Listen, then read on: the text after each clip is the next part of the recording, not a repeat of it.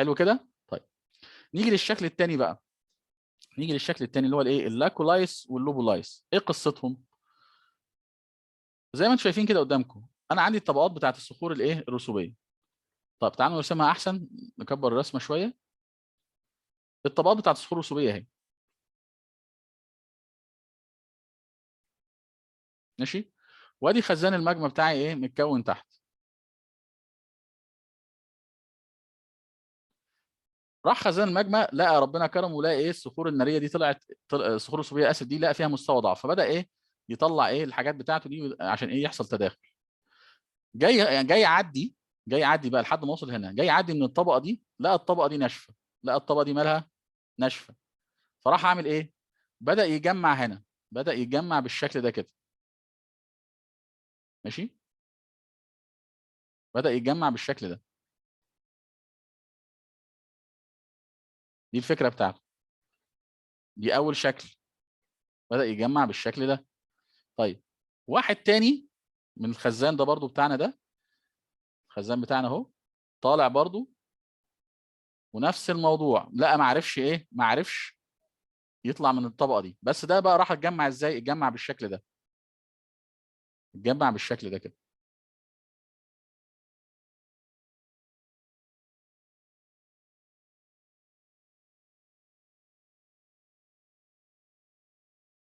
يعني كده عملته هو عايزين نعمله كاس. الكاس ده بيتعمل ازاي كده؟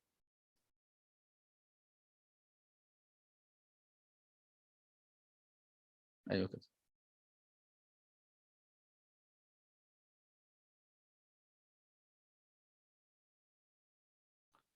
ايه اللي يخليه يعمل كده، مره يبقى شكله طبق كده لفوق، ومره يبقى شكله كانه كاس كده؟ ايه اللي يخليه يعمل كده؟ حد عنده فكره؟ يعني ايه اللي يخليه مره يحاول يميل لتحت زي ما انت شايفه كده، يحاول يميل لتحت ما عرفش يطلع، ومره تانية عرف يطلع لحد فوق كده؟ ايوه، انت مذاكره بقى، مذاكره بقى يا روان من ورانا، صح كده؟ مذاكره ايه، مذاكره من ورانا. مبدئيا ده اسمه ايه؟ ماشي صح. ده اسمه ايه؟ لوكولايس، ماشي. وده اسمه ايه، لوبو لايس. اللاكولايس عايزين بس نكتبه احسن من كده،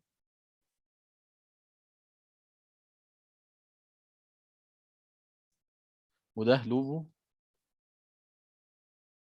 اللي شكل القبه ده اسمه لاكولايس، اللي شكل الطبق ده او الكاس، ماشي، اسمه لوبولايس.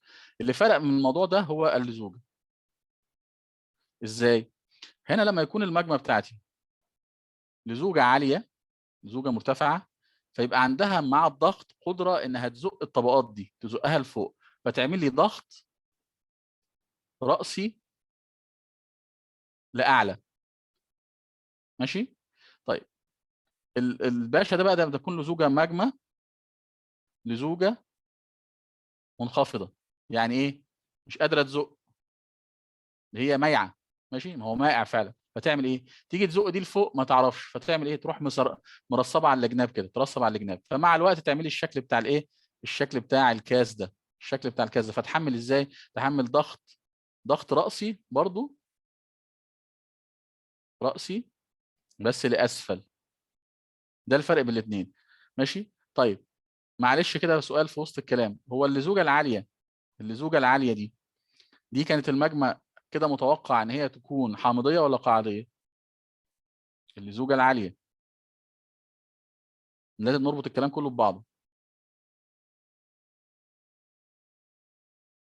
امم اللزوجه العاليه حامضيه ولا قاعديه؟ نسينا صح؟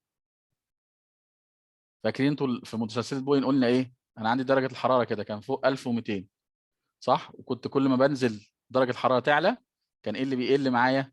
بيقل معايا نسبه السيليكا عكسيه، وكانت اللزوجه كمان بتحصل لها ايه، اللزوجه تزيد، مظبوط. يعني الحامضيه بتزيد واللزوجه بتزيد. فاللي زوجته عاليه ده ايه، صخر حامضي. اللي زوجته منخفضه ده صخر قاعدي.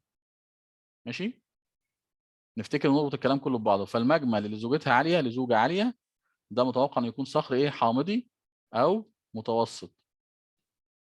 اللي زوجته منخفضه ده يا اما فوق قاعدي او قاعدي. ماشي، نربط الكلام ببعضه. طيب ده هيعمل لي ايه؟ هو كله مرتبط ببعضه من هنا ورايح. ونربط ده شويه، وهنربط كمان لما نخش على الصخور الرسوبيه هتلاقي نربط معادن كمان بين معاه. يعني المعادن كمان في الصخور الرسوبيه هتبص تلاقينا ربطنا المجموعات المعدنيه تاني وجبناها تاني. كله مرتبط ببعضه اول ما بين دول، واحنا مع بعض ان شاء الله. طيب ده لما تضغط وهي بتعمل ضغط راسي الاعلى، ايه اللي يحصل للطبقه دي اللي كان خط مستقيم؟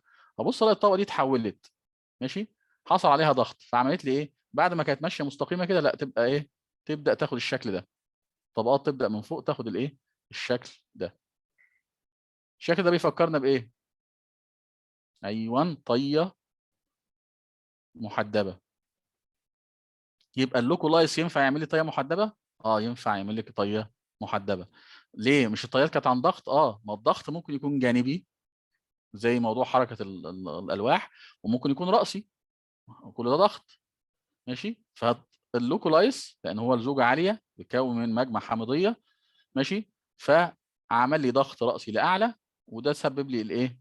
ممكن يعمل طيه محدبه. طب اللوبولايس بقى، اللوبولايس بيضغط لفين؟ ضغط راس بس الاسفل، فيعمل لي الشكل ده كده.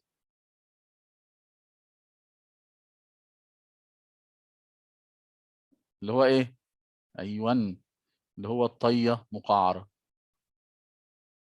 شوفي، رجعنا للباب الاول. رجعنا للباب الاول. يبقى احد اسباب تكون الطيات هي ايه؟ التداخلات الناريه. لو كانت لزوجه عاليه وعمل لي لاكولايس يعمل لي طيه محدبه، لو كانت اللزوجه منخفضه وعمل لي لوبولايس يعمل لي طيه مقعره. تمام، ده شكل. يبقى احنا كده عرفنا كام شكل؟ 3. هو يعتبر 2 بس منهم واحد ايه؟ مزدوج. اول حاجه الباثولايس. الباثولايس ده اللي هو مين؟ خزان الماجما لما برد، هو اكبر الكتل الناريه ويمتد لمئات الكيلومترات وسمكها عده كيلومترات. تاني شكل اللي هو القباب، لاكولايس ولوبولايس. اللاكولايس ده اللي زوجه ايه؟ عاليه، حمضي. اللوبولايس لزوجه منخفضه. اللاكولايس يعمل لي صخره ايه؟ قبه معدوله. ماشي، اللوبولايس يعمل لي قبه مقلوبه او طبق. بالظبط بالظبط، لان هي جايه من تحت. الله ينور عليك، بالظبط يا روان. طيب هو حتى هنا عامل لكم مقارنه في الكتاب بتاع الشامل هنا ظريفه. اللاكولايس صعود مجمع عاليات اللزوجه تضغط ما فوقها من صخور مكونه تركيب ناري ايه؟ معدوله تسمى لاكولايس، ودي اللي بتكون ايه؟ ثانيه محدبه. هي مش واضحه هنا قوي. ثانيه محدبه يعني التراكيب التكتونيه. اما الثانيه بتعملي طيه مقعره ومن التراكيب الايه؟ التكتونيه. طيب اخر حاجه عندي بقى، اخر شكلين هما العروق والجدد. نرجع للرسومات بتاعتنا عشان نوضحهم. ماشي، برضو انا اهو ادي الطبقات بتاعتي، وادي الخزان بتاعنا نفس الحكايه، عمال ياخد من تحت اهو واخر تمام. ومره واحده بقى بدا ايه؟ لقى الصخور دي ربنا كرمه، والصخور اللي فوقيه دي حصل فيها ايه؟ الشكل ده كده. ايه الشكل ده؟ ايه الخط ده؟ لما الاقي خط كده في قلب الصخور الرسوبيه، ده ايه؟ كسر. الكسر ده ممكن يكون فالق وممكن يكون فاصل، بس حصل كسر. فيعمل ايه بالنسبه له؟ ده ايه؟ ده كده زي الفل. ده بالنسبه لي كده انت كده عملت معايا احلى شغل، انت كده اديتني مستوى ضعف. فيبدا يحصل ايه؟ تبدا يطلع على امتداده، على امتداد الكسر ده، يروح عامل لي ايه؟ تداخل. التداخل ده طالما متقاطع كده، طالما متقاطع بالشكل ده كده، تقاطع مع الصخور يعني قاطع، فالقاطع ده بسميه ايه؟ بسميه عرق او عروق. فايه العروق؟ هي تداخلات ناريه بتكون قاطعه للطبقات، ما بتكونش موازيه للطبقات، لا بتكون قاطعه للطبقات. طيب جه لحد الطبقه اللي فوق دي، الطبقه اللي فوق دي وما قدرش يعدي. ليه؟ كانت صلبه، ما كانش فيه ضغط كفايه. فراح عمل ايه؟ انتوا عارفين ان ما بين الطبقات وبعضيها في مستويات ضعف، فاكرينها؟ ما بين كل طبقه وطبقه في مستويات ضعف، وساعات يكون في عدم توافق. فيروح عامل ايه؟ يدور على حته يمشي في الجنب كده. فلو مشي في الجنب كده في المستوى ده، ده الشكل ده بنسميه جدد. وجدد على فكره هي جمع جديد. ماشي، جمع جديد. وايه المقصود بالجديد؟ يعني ايه الحاجه الجديده اللي اتكونت؟ اللي اتكونت كانه عمل لي طبقه في وسط الطبقات. يعني مش دي كانت هنا مثلا فوق، هنا كان في طبقه ماشي، كان الاول عددهم ازاي؟ 1 2 3 4. شوفي دلوقتي عاد ازاي؟ 1 ودي هعدها كانها طبقه، 2 3 4 5، كانه عمل لي طبقه جديده، فسموها ايه؟ جدد. تمام. ايه مواصفات الجدد؟ تداخلات بس بتكون موازيه لسطح الطبقه، موازيه لسطح الطبقه ايا كان بقى سطح الطبقه. خلي بالكم، حتى لو كانت يعني مثلا لو كانت طيه، يعني مثلا شوفوا المنظر ده كده. اصل في بعض الكتب بتقول لك ايه؟ الجدد افقيه يعني هوريزونتال، والقواطع راسي يعني ايه؟ فيرتيكال. لا، ما انت ما تاخدوش افقي وراسي، خدها ان الجدد موازيه لسطح الطبقه، والقاطع القاطع مقاطعه الطبقه مش راسيه. ازاي؟ لو انا عندي مثلا طيه زي كده، طيات، طبقه مكونه من ايه؟ من طيات. ادي مجموعه طبقات وحصل لهم طي، في مشكله؟ مفيش مشكله. ولقيت الشكل ده كده، ولقيت الشكل ده، شكل واحد ده ايه، وشكل اتنين ده ايه؟ ده واحد وده اتنين.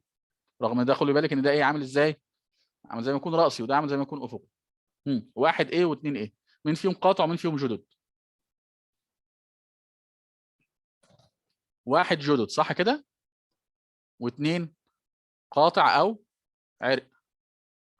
طب عرفت منين يا مستر؟ ما دي ده خلي بالك، ده جدد بس واقفه اهي، دي بقى عامله ده يكون راسي. لا، شايفه سطح الطبقه فين؟ سطح الطبقه اهو، هي ماشيه ايه؟ موازيه ليه. طالما ماشيه موازيه ليه تبقى ايه؟ تبقى جدد. طب هنا ادي سطح الطبقات اهو كده راسي، وهو قاطعها، قطعها، يبقى اسمه ايه؟ اسمه عرق. يبقى انا ما يشغلنيش هو واقف ولا نايم ولا قاعد، انا يشغلني هو ماشي ازاي مع الطبقه. قطعها يبقى عرق، ماشي معاها يبقى ايه؟ جدد. يبقى دي الاشكال اللي بتتكون عندي. تمام. طيب نرجع للايه؟ للشغل بتاعنا. يبقى العروق عباره عن ايه؟ تنشا نتيجه تدخل الماجما في شقوق وفواصل الصخور المحيطه بها بحيث تكون قاطعه لها. اما الجدد ففي الشقوق والفواصل المحيطه بها بحيث تكون موازيه ماشي للطبقات لاسفلها والتي اعلاها. يعني بشكل، شوفوا الراجل بيكرر لك كذا مره، بشكل غير قاطع. طيب تعال نشوف نماذج التعلم. نحب نماذج التعلم بتاعت الكتاب الشامل، يعني ربنا يبارك لهم. نماذج التعلم بيقول لك نسيج التراكيب الناريه تحت السطحيه بروفيلي، مع عاده لانها تداخلات ناريه، ما عدا مين؟ الباثولايز، زي ما احنا قلنا واحنا شغالين. ليه؟ لانه نسيجه خشن، لانها كتله ضخمه تستغرق وقت كبير جدا للتبريد. يبقى كل التداخلات بتاعتنا سواء لاكولايز، باثولايز، عرق، جدد، كلهم النسيج بتاعهم ايه؟ بورفيري. بورفيري ماشي. اما الباثولايس يعني ده عرق كبير او مساحه كبيره جدا، فهيبرد تبريد بطيء، فهيكون ايه؟ خشن. اللاكولايس مجمع عاليات اللزوجه، هو جمع لي كل حاجه اهو، يعني منخفض الحراره، يعني سيليكا مرتفعه، يعني صهير حامضي، يعني ممكن تكون ايه؟ في الغالب مايكرو جرانيت او جرانيت، في الغالب مايكرو جرانيت او جرانيت. طيب اللوبولايس لا، ده مجمع قليله اللزوجه، يعني مرتفعه الحراره، يعني سيليكا قليله، يعني صهير قاعدي، يعني ممكن تكون دولورايت او جبرو، دولورايت او جبرو. تتعدد التاثيرات التركيبيه الناريه تحت السطحيه على الصخور الرسوبيه المحيطه بها، لان بيحصل حدوث تحول، دي من الباب الجاي، من الدرس الجاي مش الباب الجاي. وبتعمل تحول بالتلامس، وكمان بتعمل لي ايه؟ بتعمل لي تراكيب زي الايه؟ الطيات المحدبه والمقعره. ده الحته دي بيقول لك يعني التدخلات الناريه بتاثر ازاي على الصخور الرسوبيه المحيطه بيها، بتعمل لي تحول وبتعمل لي تراكيب تكتونيه جديده. ماشي. في حد عنده مشكله كده في الحته دي؟